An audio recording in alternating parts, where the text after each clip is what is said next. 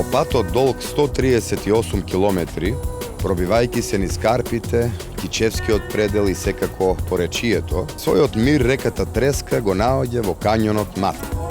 Намерата ми е да ги посетам сите цркви и светилишта, да скокнам до Врело, да пием кафе во планинарскиот дом, да го посетам ловиштето. И сето тоа за еден ден? Не, драги мои. Матка не ми дозволи да ја подсенам и да претрчам низ неа. Споменик на природата. Како и да го погледнете, останувате без див. Ова величенствено дело на природата, со висина на кањонот од 1000 метри, е создадено со вертикална ерозија на реката Треска во текот на долгата геолошка историја. Легенда. Бојана била прекрасна господарка на Марков град над селото Матка. Во неа се влюбил некој турчин. Откако го одбила, тој решил насила да ја земе. Храброст противставувајќи се убила 70 турци. Кога видела дека и нема спас, скокнала од карпата на градот во реката Треска. Турците потоа го разрушиле градот.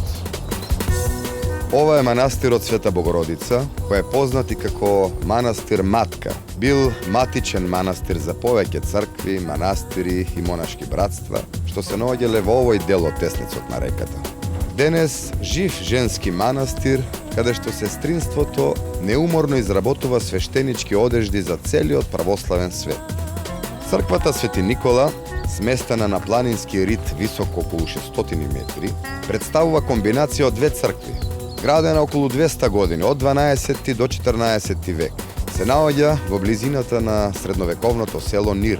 Патниците од 14 век патот ги водел од тука до Марков манастир под дворецот на Марко, околу кој течела Маркова река. Легендата вели дека по Косовската трагедија, кралот Марко, на местото каде што е убиен неговиот брат Андреа, подигнал црква, а за никој да не го вознемирува во неговиот покој, ја свртел Треска да тече по некогашниот пат. Така црквата и гробот на својот брат сосема ги издвоил од светот. Посакувам здрави, живи и весели да се луѓето во мојата чудесна земја. Возејќи се со чамецот, нестрпливо се вртев ту одлево, ту одесно, надевајќи се дека ќе ги видам белоглавите орли. Но очекуваната гледка ќе остане за некој друг ден. По 30 на минути пловидба стигнавме до Врело. Мистично убава подводна пештера, за која ќе речам само Господ знае колку е длабока.